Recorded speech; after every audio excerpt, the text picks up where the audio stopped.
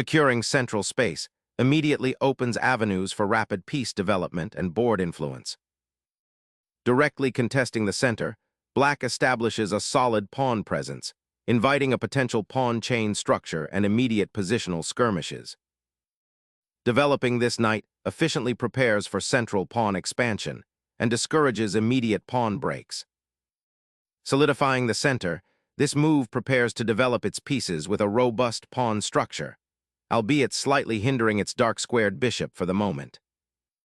Launching a pawn thrust to challenge black's central grip, aiming for a queenside expansion and potential space advantage. Developing the knight to d7 offers flexibility, preparing to support the central pawn structure and potentially reroute the knight to a more active square later. Solidifying central influence, this knight prepares to contest squares and build pressure. Developing another knight solidifies the center and prepares for pawn advances, but leaves the queen's bishop undeveloped for now. Unlocking diagonals for the queen's bishop, this development prepares to pin the knight and gain influence in the center. Securing the bishop's diagonal allows for rapid development and prepares for central pawn breaks, while simultaneously adding pressure to white's knight.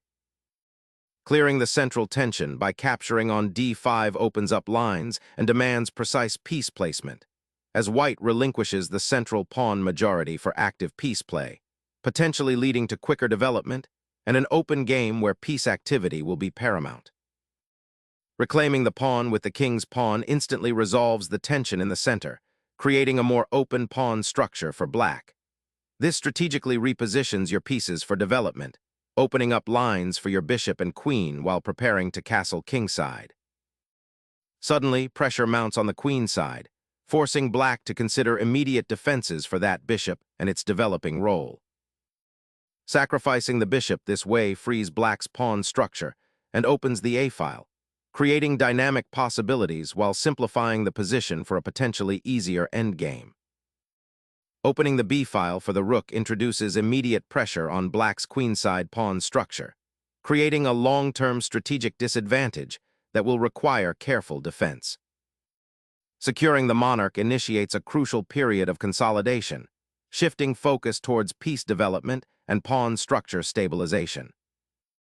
Solidifying the pawn structure and preparing to develop the kingside, this maneuver aims to control central squares while keeping options open for the bishop's future deployment, potentially reinforcing the queenside or supporting a kingside advance later on. Launching a pawn to the center immediately challenges white's central pawns and seeks to disrupt their harmonious setup, potentially opening lines for your pieces and creating dynamic play. Initiating development, the bishop anchors itself on a central diagonal, eyeing the queenside while providing an escape square should the d-pawn advance, preparing a potential kingside castling, and solidifying white's piece coordination for the looming central confrontation. Challenging white's central dominance, this pawn thrust boldly claims space on the queenside, a strategic gamble aiming to restrict white's pieces and potentially create a protected passed pawn later. It immediately alters the pawn structure, forcing white to reconsider their development and potentially leading to an isolated d-pawn for white if the tension is resolved unfavorably. This aggressive pawn push signals black's intent to seize the initiative and dictate the game's tempo. Re-establishing the bishop's presence on the long diagonal offers white a more active piece, potentially eyeing the kingside or supporting a central pawn push, while simultaneously unblocking the c-file for future rook activity. Instigating a positional skirmish, the queen's redeployment to e7 aims to fortify the kingside, anticipating potential pressure along the c-file and indirectly supporting the e6 pawn. This maneuver also prepares for future kingside castling, solidifying the royal haven, and subtly hints at a desire to contest central space. Reclaiming the kingside is paramount after the recent pawn storm. The castled monarch can finally breathe a little easier now that its protectors are back in formation. Preparing for a queenside expansion, the rook pawn advances, a subtle shift in the pawn structure aiming to gain breathing room and perhaps initiate a counteroffensive on that flank. This often precedes the push b5, contesting white's potentially dominant bishop on c2. Unlocking the central files and activating the rook on the e-file, This piece placement prepares for a potential pawn storm or a strategic repositioning to support the kingside. Black injects a proactive piece into the center, a bold statement of intent to challenge white's pawn chain and potentially unseat the bishop on c2.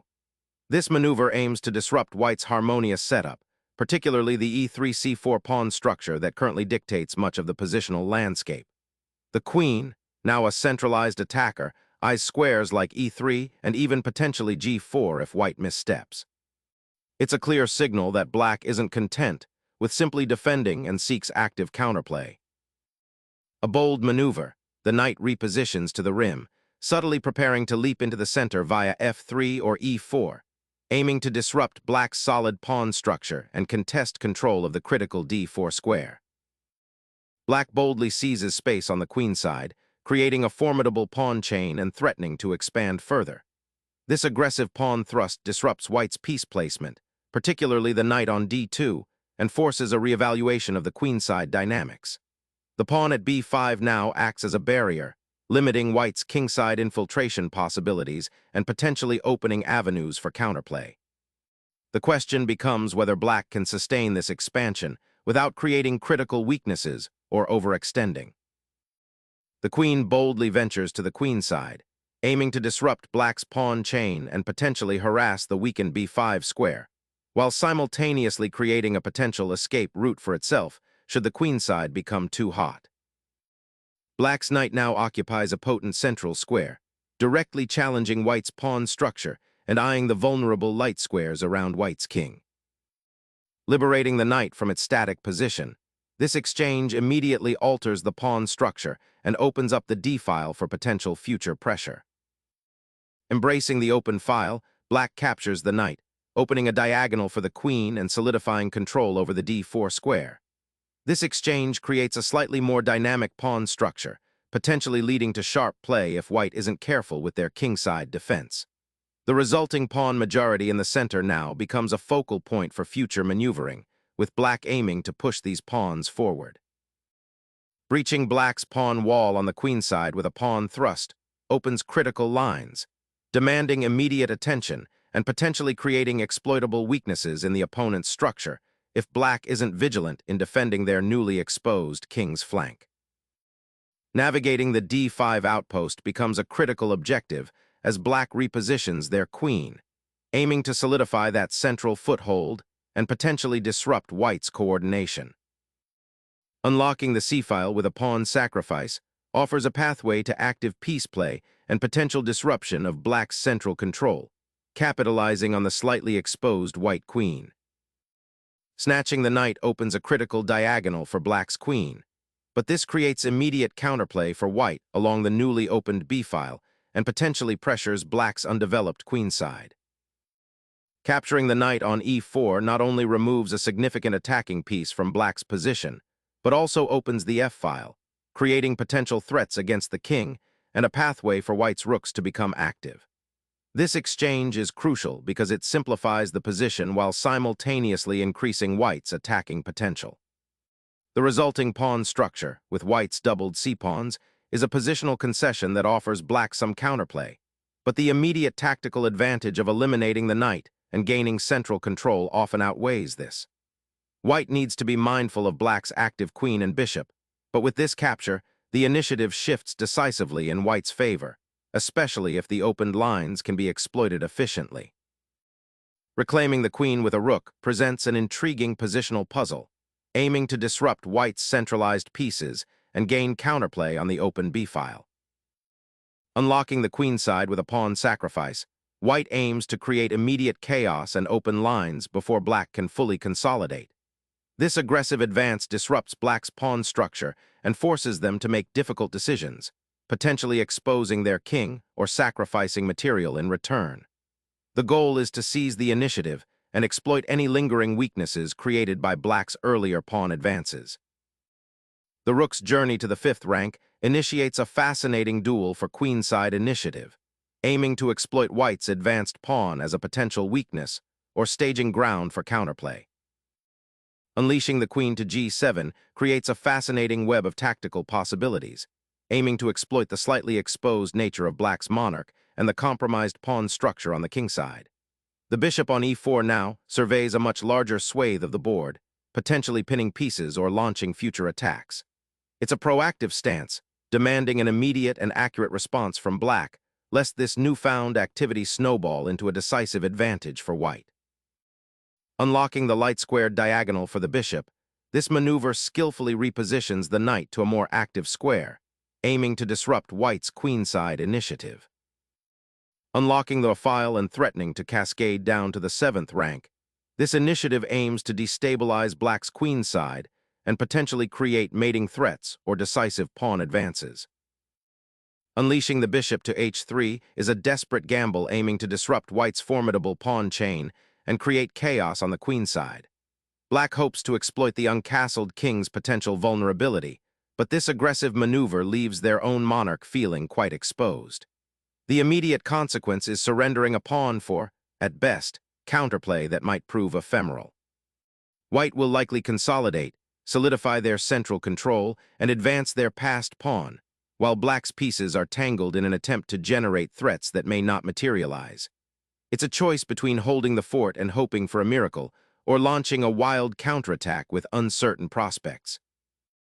Reclaiming the central file and activating the rook for potential action along the b-file presents a proactive response to black's bishop's daring sortie. A strategic pivot designed to dislodge the active knight and prepare for further pawn advancement, aiming to restrict black's piece mobility. This move signals a shift towards a more dynamic middle game, where white seeks to exploit the open b-file and create tactical opportunities. The rook's relocation offers improved defensive cover, while simultaneously preparing to contest critical open lines. It's an attempt to untangle white's pieces and inject some much-needed activity into the position. A prudent step to prevent black from further consolidating their position, forcing a reevaluation of the board.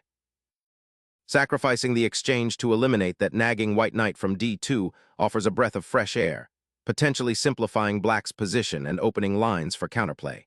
Now that the queenside pawn structure is a bit more fluid, look for opportunities to activate your rooks and put pressure on white's weakened king.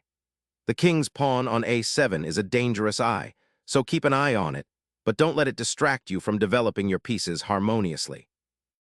Recapturing the rook on b1, white solidifies control over the open b-file, a crucial artery for both players, and simultaneously prevents black from rerouting their queen effectively to any more advanced squares. Desperation mounts with this pawn thrust, aiming to create a diversionary attack and disrupt white's queenside initiative, but it sacrifices essential pawn structure and potentially exposes the kingside prematurely. Reclaiming the initiative on the file, the bishop's repositioning aims to disrupt black's pawn structure and threaten potential discoveries.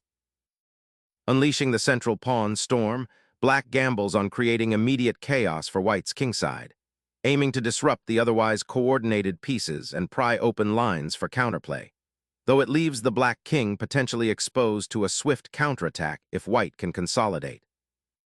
Unleashing the pawn storm with x4 finally challenges black's central control and opens a diagonal for the bishop, potentially aiming at the exposed black king. This aggressive pawn push is a desperate attempt to generate counterplay against black's dominant position, prioritizing activity over material advantage, as the immediate threat of the rook on b1 must be addressed.